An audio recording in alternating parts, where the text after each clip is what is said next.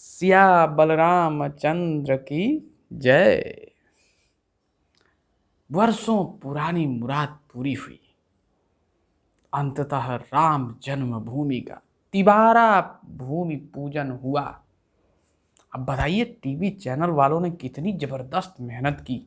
जिस तरीके से मैच की कमेंट्री होती है, बॉलर चल चुका है, अंपायर को पार किया और उसने गेंद फेंकी है और ये बॉल गई बाउंसर और बैट्समैन ने छक्का उड़ा दिया है और गेंद सीमा रेखा के बाहर 6 रन।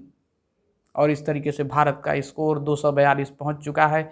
मतलब एक एक पल पल की खबर जिस तरीके से कमेंट्री में दी जाती है, वैसे भारतीय मीडिया ने भी प्रस्तुत की। मोदी जी अब रूम से बाहर निकल चुके हैं, बाथरूम से कपड़ा पहन रहे हैं। उनका ये पहला कदम रूम से बाहर, और ये भारतीय वायुसेना के विमान पर चढ़ने के लिए मोदी जी ने पहला कदम बढ़ा दिया है। और कदम दर कदम की कमेंट्री करते हुए मोदी जी को एरोप्लेन में घुसा दिए। फिर मोदी जी लखनऊ उतर गए हैं, फिर अब चौपर से आएंगे अयोध्या। मतलब कितना सुंदर भव्य वर्णन हो रहा था है?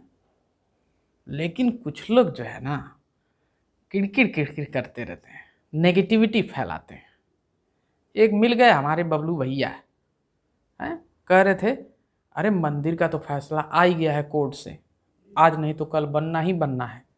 अब इतनी भयंकर महामारी फैली है, मोदी जी को चाहिए कि एक बेहतरीन अस्पताल कहीं दूसरी जगह बनवा देते तो उनका नाम कितना होता। हमने कहा पगला गए हैं क्या बबलू भैया? सरकार मंदिर बनवाने के लिए बनी है कि अस्पताल बनवाने के लिए? अरे मोदी जी ने कहा है ना कि आत्मनिर्भर बनना है, यानी अपनी बीमारी अपने झेलिए, रोजगार खुदे पैदा करिए, नहीं तो पकौड़ा तलिए हैं। भूख अगर लग रही है आपको, अपनी भूख अपने बुझाने का प्रयास करिए। आत्मनिर्भर का मतलब कुछ समझे कि नहीं आप? सेकुलरवादी हैं क्या आप? बड़बड़ा रहे हैं फालतू की बात। मंदिर जरूरी है कि अस्पताल जरूरी है? हमने भी खूब उनको सुनाया, लेकिन वो भी एकदम से जो है ना, मुंह चढ़े आदमी तपाक से पूछ बैठे मंदिर बनवाने से सरकार का क्या फायदा। हमने भी उनको गिना दिया, लो बताते हैं फायदा। हमने कहा बबलू भैया, अस्पताल बनवाने से सरकार की कमाई घटती है और मंदिर बनवाने से सरकार की कमाई बढ़ती है। फिर पूछ लिए कैसे, हमने फिर उनको दे दिया जवाब।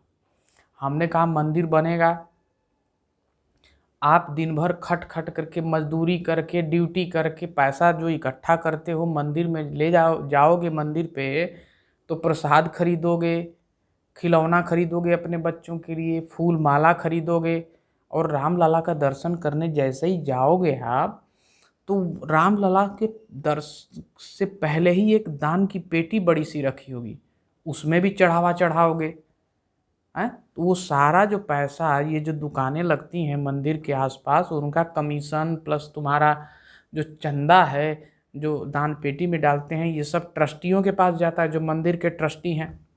फिर वो ट्रस्टी पार्टी में फंड करते हैं, फिर पार्टी चुनाव लड़ती है।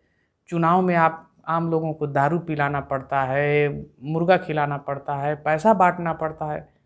फिर पार्टी चुनाव जीतेगी, फिर सरकार बनाएगी, और सरकार बनाएगी तभी तो हिंदू राष्ट्र बनेगा। समझे कुछ हैं? और अस्पताल बनवाएगी तब सबसे पहले तो ज़मीन खरीदेगी, फिर अस्पताल भी अपने पैसे से बनवाएगी, फिर डॉक्टर रखना पड़ेगा तो उसको पैसा दो, नर्सों को रखना पड़ेगा उसको पैसा दो, हाई चेक करने वाली जो मशीन होती है, एमआरआई करने वाली, एक्सरे करने वाली, उसमें भी पैसा लगाओ।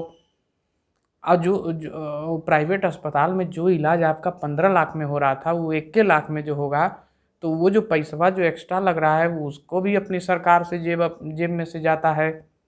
तो सरकार समझदार है और सरकार वही काम करेगी जिससे कमाई हो। तो समझे आप मंदिर बनाने से क्या फ़ायदा है और अस्पताल बनाने से क्या नुकसान है? फिर हमने कहा कि लो एक और उनके खोपड़ी पे लाद देते हैं मंदिर बनाने की अच्छाई। हमने कहा मंदिर रोजगार देता है चाचा, समझे कि नहीं बबलू भैया? मंदिर रोजगार देता है और अस्पताल रोजगार छीनता है। फिर वो पूछ पड़े, वो कैसे? हमने कहा लो बताते हैं।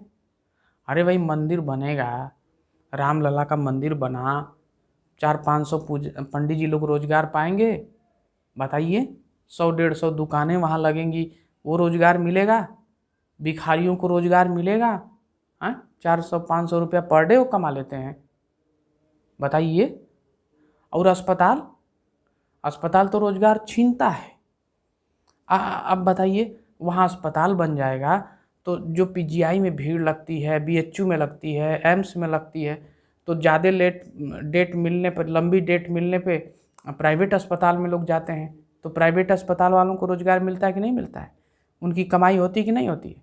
और अस्पताल अगर बन जाएगा तो आप वहाँ जाके इलाज करा लोगे, तो प्राइवेट अस्पताल वाले बेचारे क्या करेंगे? बताइए। ये सब सोचना है कि नहीं सोचना है? आप जितने लंबा बीमार रहेंगे तो दवाई वालों का, चेक करने वाली जो मशीनें होती हैं उनका, डॉक्टरों का फ़ायदा होता है कि नहीं फ़ायदा? उनको रोज़गार मिलता है कि नहीं है? यानी आप जितना बीमार पड़ेंगे उतना उनको रोज़गार मिलेगा, जितने लंबे समय तक बीमार रहेंगे उतना लंबा उनको रोज़गार मिलेगा।